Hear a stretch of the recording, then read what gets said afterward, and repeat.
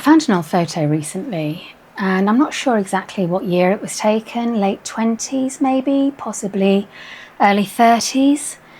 And I remember sitting there looking at it for a long time. Not necessarily because I looked different, of course I did, but also not because life was better then, but there was something about my expression in that photo.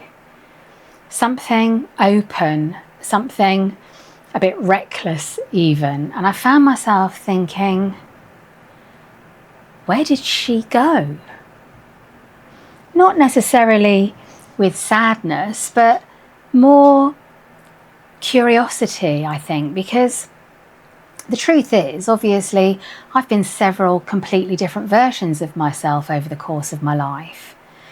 And as I approach 60, I started wondering, which parts of those earlier selves have I kept? And which ones have I left behind? And honestly, which ones of those I might like to find again? I think about the child I was quite a lot lately, and what strikes me is how certain she was. Not about big things, because obviously kids aren't certain about big things, but those little things, things like what I liked when I was young, what she didn't like, what made her happy. She didn't overthink those things, she just knew. The other thing was, she was curious about everything, looking at through doors, going through woods, following her interests and her wants without wondering whether or not they were worth following or what she would find at the other end. She played without having any purpose whatsoever and explored things just because that's what she wanted to do. At some point along the way, a lot of that just got quietly switched off. Not consciously, just because life got busier, more serious, more purposeful, and that curiosity, that pure, unadulterated, wonderful curiosity started to feel a little bit like a luxury, something for people with a bit more time. And I miss that willingness to look at something ordinary and find it genuinely fascinating. And I wonder whether, has that part of me gone? Or is it just the fact that it's been quiet for so long that I've forgotten how to hear it? When I think about the teenager, it's a bit more of a complicated memory, because I think teenagers often get written off as difficult. And yes, some of that is true, that stubbornness and the certainty that they're right about everything, the absolute refusal to accept things as they are. But underneath all of that, I think there was something quite valuable. She didn't accept things she disagreed with. She pushed back. She had opinions, strong ones, and she wasn't afraid to voice them. She had a sense of justice that hadn't yet been smoothed down by the demands of adulthood. She stood her ground. If I think back, one of the times that really came to the fore was when I was at boarding school.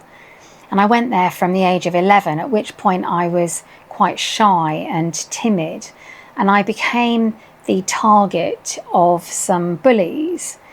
And I really had to go through a period of fast learning and really tapping into growing into my teenage years. And so by the time I reached 13, I had found my voice, and it's fair to say a real sense of outrage, and I was able to stand my ground and stand up to those bullies. And that meant that I could then carry on my time at boarding school until the age of 17 with a new sense of independence and confidence.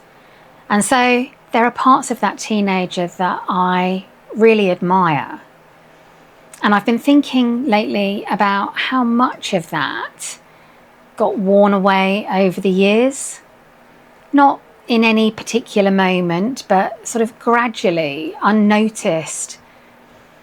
When you think about, being in workplaces that require compliance, having relationships that require compromise, and through decades of learning that making waves actually has consequences.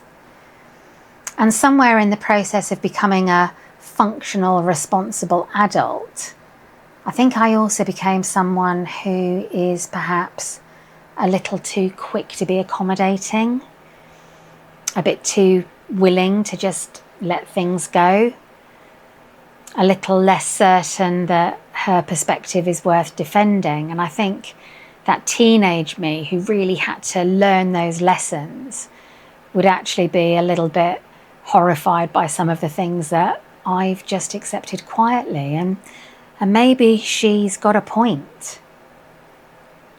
Thinking then about the person I was in my 20s, and that really does kind of make me smile, because she was fearless in a way that felt completely normal at the time. And she didn't know that she was being brave and adventurous. She just was.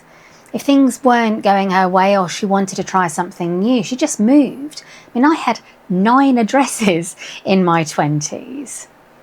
She learned things she didn't know how to do. I mean, I learned how to drive in my 20s. Getting that real freedom and independence through being able to do that was life-changing. I also learned to tap dance really badly in my 20s, but I really had fun doing it. She walked into rooms full of strangers and made friends. She made decisions quickly with very little information and survived all of them, well, most of them. She believed the future was entirely open, which of course it was. But I don't think she knew how rare that feeling is until later. The adventurousness of that decade, I don't think I fully appreciated it until now, because at the time it just felt like normal life. You went somewhere, you tried things, and then you moved on. And looking back from here, it's the lightness of it that I notice the most. Not the adventures themselves, but the lack of weight around decisions. Because nothing was too permanent, nothing was too serious, and everything was still possible.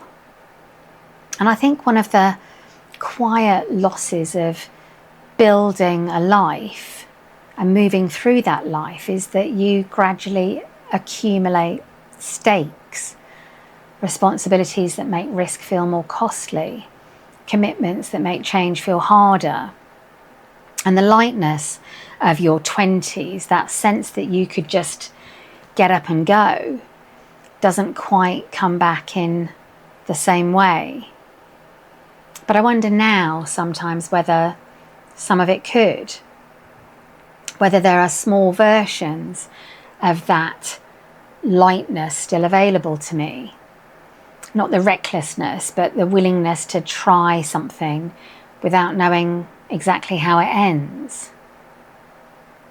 When I think about my 30s, they were really where I started to learn things, not in the way of formal education, although I did some of that as well, but in that sort of deeper way of learning, the way that comes from experience and failure and making mistakes and just figuring things out the hard way.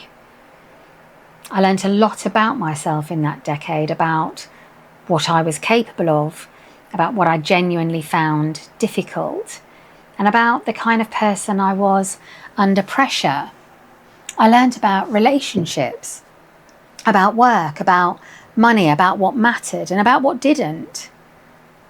I think the 30s are where many people become the true version of themselves, not the one that their parents imagined for them, and certainly not the one that their teenage self dreamed of, but something more real than either of those.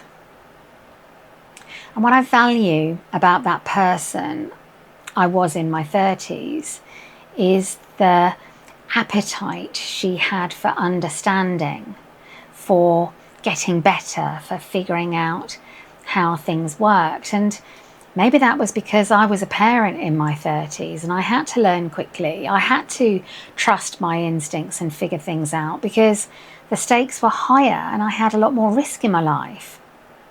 I had to overcome some real life challenges, like when my son and I were in a road accident when he was only 12 weeks old. And believe you me, that was really hard, trying to think about how we take that and move forward from it. I also had the responsibility for the development of his life skills, walking, talking, toileting, and then the first day at school and all of those lessons that I had to learn, along with all of those lessons that I had to teach. And I think I've held on to more of that than I sometimes give myself credit for.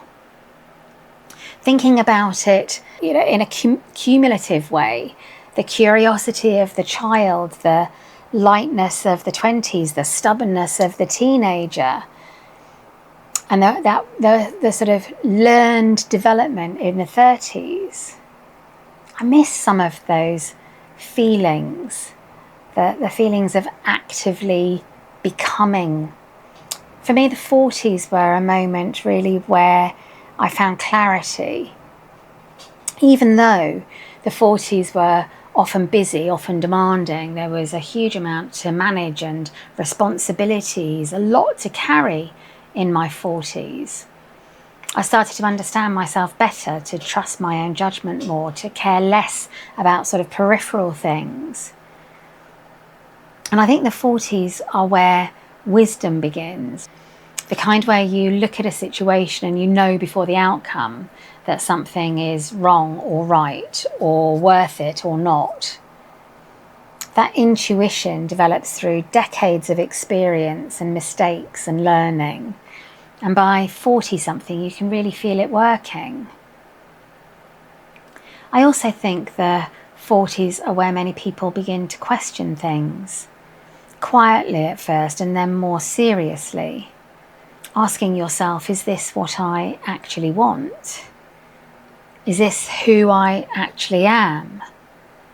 And what am I still doing this for? And those questions, once they appear, they don't really go away. I've talked in one of my other videos about the fact that my dad was killed suddenly when I was 43. He was only 63, so not much older than I am right now. And that event changed how I thought about time. It made me question everything in a way I hadn't done before. It made me consider my choices, made me think about how I wanted my life to be, and made me face into opportunities in a way I hadn't done for some time. And then I moved into my 50s, which have been, more than I expected, the decade where it's really sort of consolidated everything. Something settled in my 50s that hadn't settled before. I became less concerned about proving things, less interested in what people thought, more selective about where I gave my energy.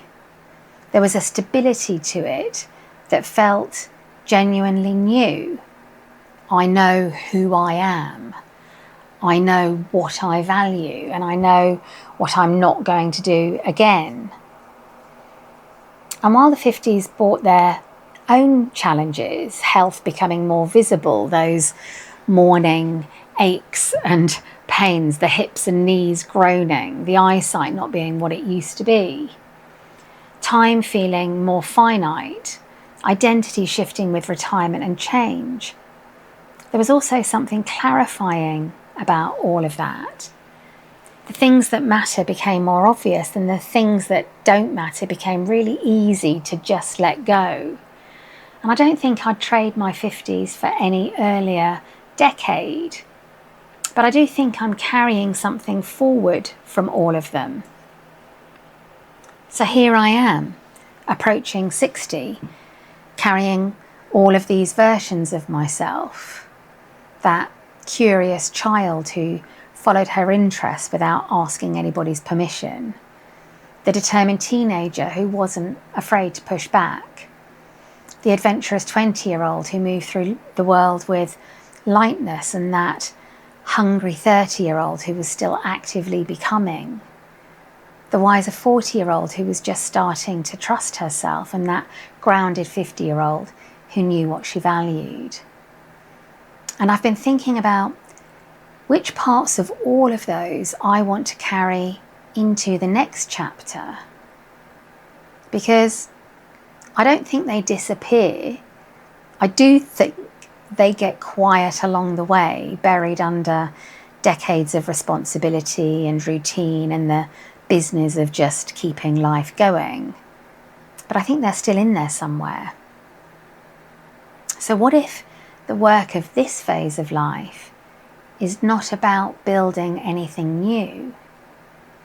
What if it's about recovering what's already there?